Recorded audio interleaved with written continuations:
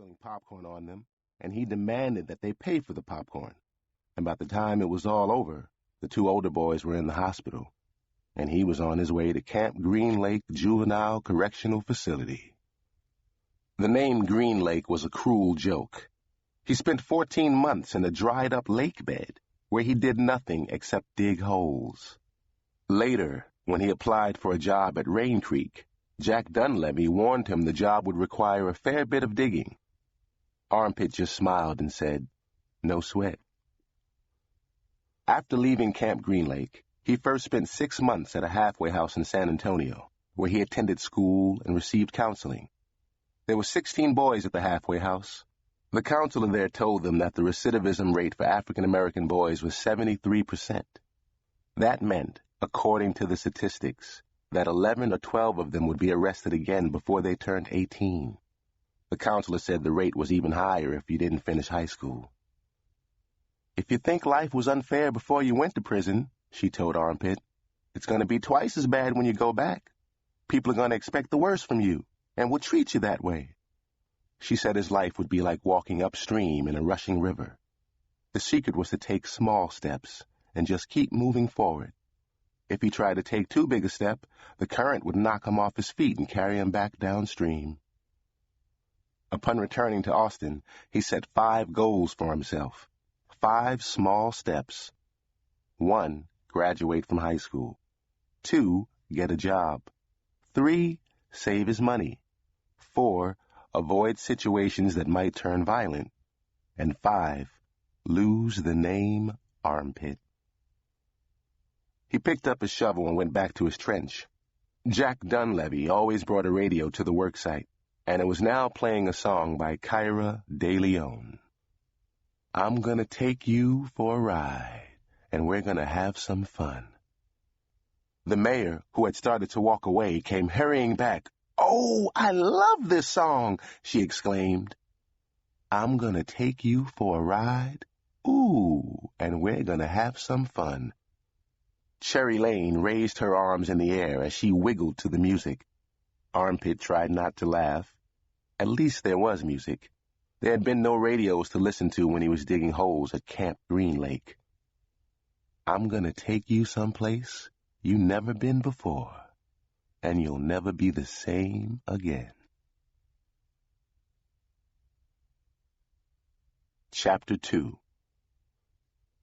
A rusted Honda Civic drove noisily down the street and parked across from the mayor's house. Armpit had finished digging his trench and was attaching PVC pipe. The mayor had gone back inside. The driver's side door had been bashed in, and it would have cost more to fix than the car was worth. The driver had to work his way over the stick shift and then exit on the passenger side.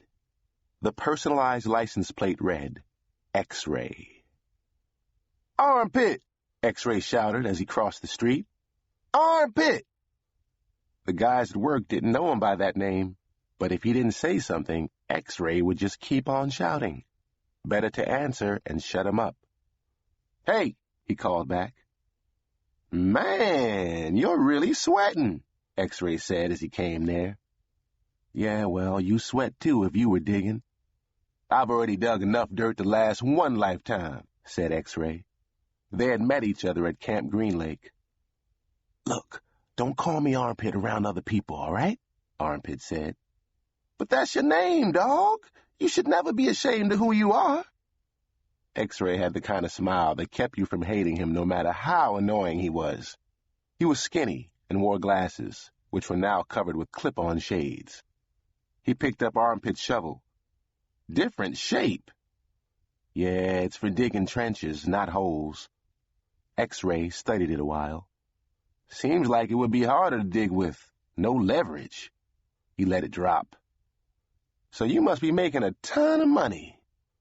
Armpit shrugged. "I'm doing all right." "A ton of money," X-Ray repeated. Armpit felt uncomfortable talking about money with X-Ray.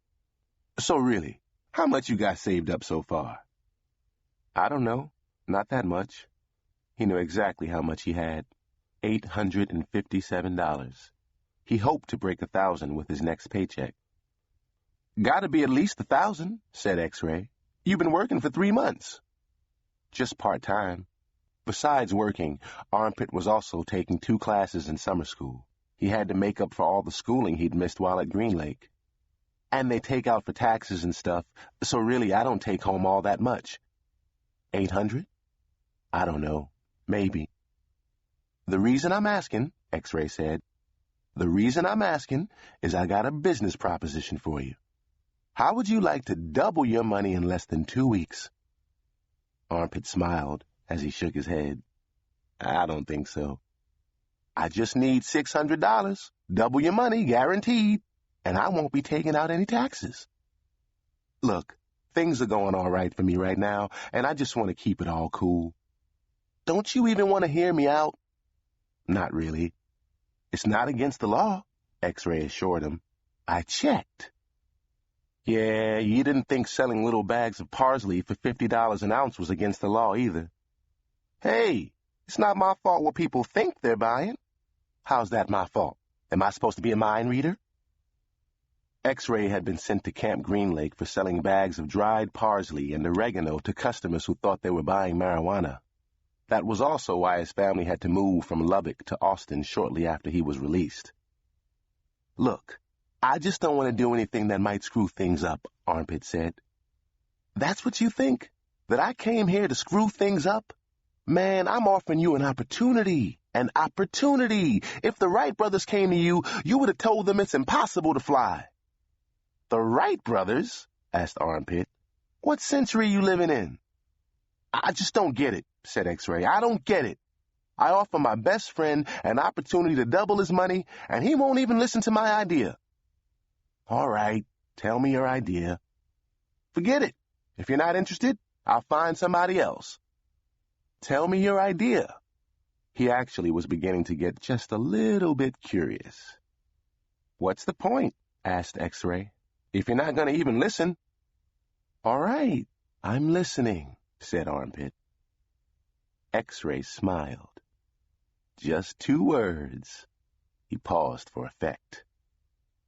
Kaira DeLeon. It was 11:30 in Austin, but it was an hour later in Atlanta, where Kaira DeLeon, a 17-year-old African-American girl, was just waking up. Her face pressed against a pillow, which was, in fact, a pillow. There wasn't much oomph left in the stuffing, and the edges were frayed. The picture of the bear with the balloon, which had once been brightly colored, had faded so much it was hardly visible. Kaira groggily climbed out of bed. She wore boxer shorts and was unbuttoning her pajama top as she made her way to what she thought was the bathroom. She opened the door, then shrieked. A 30-year-old white guy sitting on a couch stared back at her. She clutched the 2 halves of her pajama top together and slammed the door. The door bounced back open. "Doofus!" Kaira shouted at the man, then closed the door again, making sure it latched this time. "Can't a person have some privacy around here?" she screamed, then made her way to the bathroom, which was on the opposite side of her bed. Over the last 3.5 weeks, she'd been in 19 different hotel suites, each with no fewer than 3 rooms, and one with 6. So really it was no wonder she went through the wrong door. She didn't even remember what city she was in. She suspected that Polly, her psychiatrist, would tell her she had done that on purpose, something about wanting to show her body to her bodyguard. Maybe she was better off not telling Polly about it. Everything she said in her therapy sessions was supposed to be confidential, but Kaira suspected that Polly, like a parrot, repeated everything to El Genius. She had no privacy, not in her hotel room, not even in her own thoughts. The problem was that, except for Polly, there wasn't anybody on tour she could talk to. Certainly not her mother, and not her doofus bodyguard. The guys in her band were all at least 40 years old, and treated her like she was a snot-nosed little kid.